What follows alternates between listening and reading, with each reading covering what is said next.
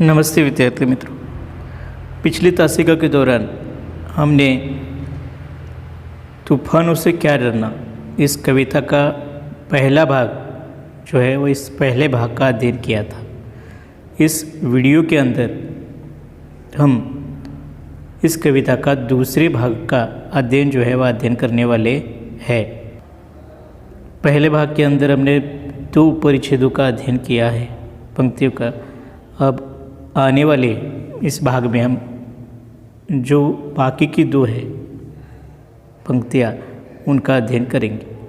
तो ठीक है, शुरू करते हैं तूफानों से क्या डरना। अगर पहले 2 परिच्छेदों का संक्षिप्त में हम स्पष्टीकरण देखना चाहें तो कवयित्री शिखा शर्मा हमसे कहते हैं कि हमें लोगों से बिना नफरत किए प्यार से उनके साथ बर्ताव करते रहना चाहिए। हमारे जीवन में कितने भी संघर्ष तूफान क्यों ना आए, उन सब का हमें क्या करना है, बिना डरे सामना करना है, हिम्मत के साथ सामना करना है। तभी बाकी के लोग भी हमारे साथ क्या कर सकते हैं, मदद जो है मदद संकट के समय में हमें कर सकते हैं। हमें अपने सत्कर्म जो है वो इन सत्कर्मों से अपना जीवन जो है वह जीवन अनेक रंगों से भरना है। साथ ही साथ कवयित्री आगे कहती थी कि जीवन एक हार और जीत के समान है। जीवन में हार और जीत हमेशा चलती ही रहती है। हमें जो भी मिलता है उसे खुशी खुशी स्वीकार करना है और जब तक हम जिएंगे तब तक क्या करना है, आनंद और खुशियों के साथ अपना जीवन जीना है। चाहे हमारे जीवन में कितने भी संकट क्यों ना आए, कितने भी संकट रूपी तूफान क्यों ना आए, हमें इनका बिना डरे सामना करना है। यहाँ तक हमने पहले भाग में देखा है। अब हम आने वाला वीडियो के अंदर अगला भाग देखेंगे। ठीक है, सबसे पहले मैं इस पंक्तियों का पठन करता हूँ, आप सब अच्छी तरह से ध्यान दीजिए। कवयित्री आगे कहते हैं कि धूप छाव जीवन का हिस्सा, कभी उजाला कभी अंधेर, रात हो चाहे जितनी भी लंबी उसका भी है अंत सवेर। समय एक सा कभी न रहता, थोड़ा धीरज रखना जी, तूफान तो आते रहते हैं इनसे भी क्या डरना जी।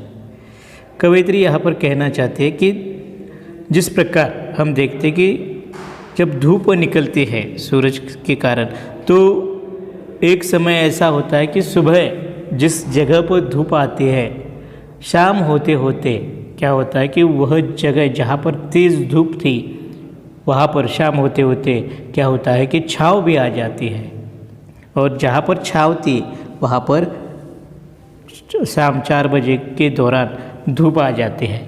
तो कवयित्री यहाँ पर हमें कहना चाहते हैं कि क्या कि जीवन जो है वह अनेक दुखों से संकटों से भरा होता है। उसी प्रकार जीवन में एक समय ऐसा आता है कि वह संकट वह दुख आपके दूर हो जाते हैं और आपका जीवन जो है वह जीवन क्या हो जाता है, सुखमय हो जाता है। लेकिन हमें क्या करना चाहिए, धीरज धरना चाहिए। जिस प्रकार उजाला आता है या जिस प्रकार कभी कभी अंधेरा होता है, तो उसमें उजाला भी क्या होगा, निश्चित रूप से आएगा। रात जितनी भी चाहे लंबी हो, उसका अंत जो है वह अंत हमेशा सवेरे से होता है। अगर आज रात हो गई है तो हमें डरना नहीं है, क्योंकि आने वाले कुछ समय के बाद क्या होगा, निश्चित रूप से सवेरा होगा, और सवेरा होने के बाद इस रात का अंत, इस अंधेरे का अंत ज़रूर होगा, चाहे वो कितनी भी लंबी क्यों ना हो। इस प्रकार कवयित्री यहाँ पर हमें कहना चाहते हैं कि हमारे जीवन भी इस प्रकार का है। हमारे जीवन अगर आज अंधेरा छा गया है तो हम अपने कष्टों से, हम अपने प्रयासों से क्या कर सकते हैं, उस अंधेरे को दूर कर सकते हैं। अब मेहनत करेंगे तो निश्चित रूप से क्या होगा कि हमारे जीवन में एक न एक दिन अच्छा सवेरा ज़रूर आएगा। लेकिन हमें डरना नहीं है, हिम्मत नहीं हारने, बिना हिम्मत हारे क्या करना है, उस अंधेरे का सामना करना है। तभी आपके जीवन जो है वो जीवन क्या होगा कि सवेरा एक ना एक दिन ज़रूर आ सकता है। इसलिए कवित्री हमसे कहना चाहते हैं कि आप क्या करें कि मेहनत करना न छोड़ें, कभी भी अपनी हिम्मत न हारे, तभी आपका जीवन जो है वो जीवन सुखों से भर सकता है। कवित्री यहाँ पर आगे कहते हैं कि समय एक सा कभी नहीं रहता, हमें थोड़ा धीरज जो है वो धीरज धरना चाहिए। धीरज यानी कि धैर्य। अगर आप क्या करेंगे कि धैर्य नहीं आपके जीवन में नहीं होगा तो आप धीरज जो है वो धीरज या धैर्य यह नहीं धरेंगे तो आपका जीवन जो है वह असंतुलित हो सकता है। इसलिए हमें थोड़ा धीरज धरना चाहिए। आज आपके जीवन में अंधेरा है, आपका जीवन अंधकारमय हो चुका है, तो आने वाले अगले समय में वो निश्चित रूप से बदल सकता है। आपके जीवन में कितने भी तूफान, कितने भी संकट क्यों ना आए, आने वाले समय में वह सारे दुख, वह संकट, तूफान क्या होंगे, निकल जाएंगे। लेकिन आपको थोड़ा जो है धीरज जो है वो धीरज धरना आवश्यक है। यही इन पंक्तियों से कवित्री हमें बताना चाहती है। आगे की पंक्तियाँ हम देखते हैं। अब आगे कवित्री कहते हैं कि देह अभिमान के कारण देखो कितनी महामारी है, सबको सच्ची राह दिखाना अपनी जिम्मेदारी है। आत्मज्ञान के दीपक जलाकर दूर अंधेरा करना जी, तूफान तो आते रहते हैं, इनसे भी क्या डरना जी। कवित्री हमें आगे बताना चाहते हैं कि देह अभिमान यानी कि क्या, देह इस शब्द का अर्थ क्या है कि शरीर, और अभिमान यानी कि घमंड। लेखक कहते हैं कि हमें कई सारे लोग ऐसे होते हैं कि जिन्हें अपने देह पर, शरीर पर बहुत अधिक घमंड होता है। कोई दिखने में सुंदर होता है तो किसी का शरीर बहुत ही पहलवान जैसा होता है। तो ऐसे लोगों को अपने शरीर पर, अपने देह पर कभी भी अभिमान या घमंड नहीं होना चाहिए, क्योंकि यह शरीर जो है वह शरीर नश्वर है। यह शरीर जो है वह नश्वर है। आगे कवित्री कहते कि देखो कितनी महामारी है, यानी कि क्या कि एकाध महामारी है, यानी कि संक्रमित भीषण रोग। जैसे कि आजकल हम देखते हैं कि कोरोना जैसी महाभयंकर बीमारी ने पूरी दुनिया को अपनी चपेट में ले लिया है, अपनी मुट्ठी में ले लिया है।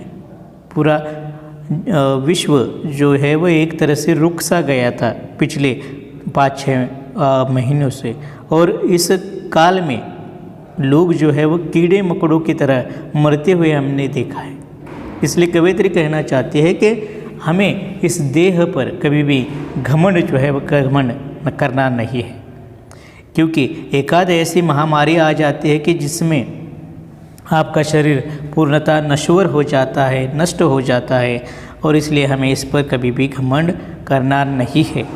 हमें क्या करना है कि सबको सच्ची राह दिखानी है, और हर एक की यह क्या है, जिम्मेदारी है। अगर कोई बुरे रास्ते पर चल रहा है तो उसे हमें फ़ौरन रोकना है कि उसका सही क्या है और गलत क्या है, उसे दिखाना है और उसे सच्ची राह पर ले आना, यह हम सबकी जिम्मेदारी है।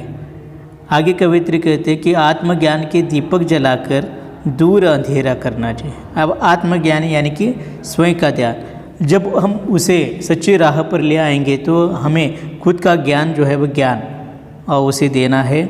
हमें अपने आत्मज्ञान से जो अज्ञानी लोग हैं उन्हें ज्ञानी करना है। जो भी बुरे रास्ते पर चल रहे हैं वह उन्हें सही मार्ग जो है मार्ग दिखाना है। जिनके जीवन में अंधकार छा गया है, ऐसे लोगों को जीवन से ऐसे लोगों के जीवन से हमें अंधेरा जो है वह अंधेरा दूर करना है।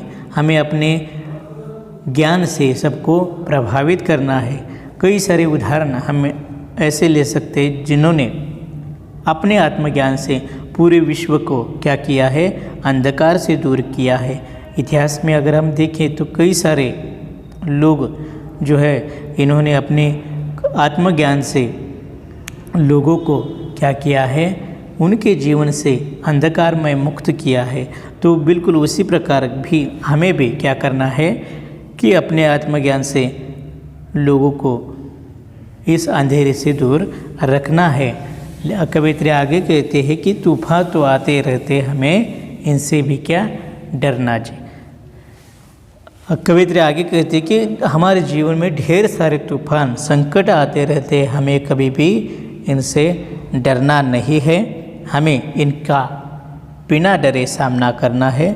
और निश्चित रूप से अगर आप ऐसा करते हैं तो आप जीवन में एक सफल इंसान बन सकते हैं। लेकिन कब आप बिना डरे इन सब संकटों का सामना करेंगे तब, क्योंकि ऐसे ही लोग जीवन में क्या कर सकते हैं, इतिहास जो है वो इतिहास बना सकते हैं। आपका जीवन जो एक प्रकार से नश्वर होता है, लेकिन आपका विचार, आपके काम जो है कभी भी नश्वर नहीं होंगे। लेकिन कब, जब आप सभी तूफानों का, सभी संकटों का सामना अच्छे तरीके से करेंगे, तब आप निश्चित रूप से ऐसा इतिहास जो है वो इतिहास बना सकते हैं। यही इस कविता का क्या है, संदेश जो है, संदेश कवित्री हमें शिखा शर्मा देना चाहते हैं। तो विद्यार्थी मित्रों, यहाँ पर तूफानों से क्या डरना, यह कविता यहाँ पर पूर्ण होती है। आप अच्छी तरीके से इस कविता का अध्ययन करें, इसे 1-2 बार पढ़ें और इस पर होने वाले जो कुछ सवाल होंगे वह अपने व्यवसाय पुस्तिका में अच्छी तरह से पूर्ण करें। ठीक है विद्यार्थी मित्रों, हम यहाँ पर क्या होते हैं, रुकते हैं। धन्यवाद।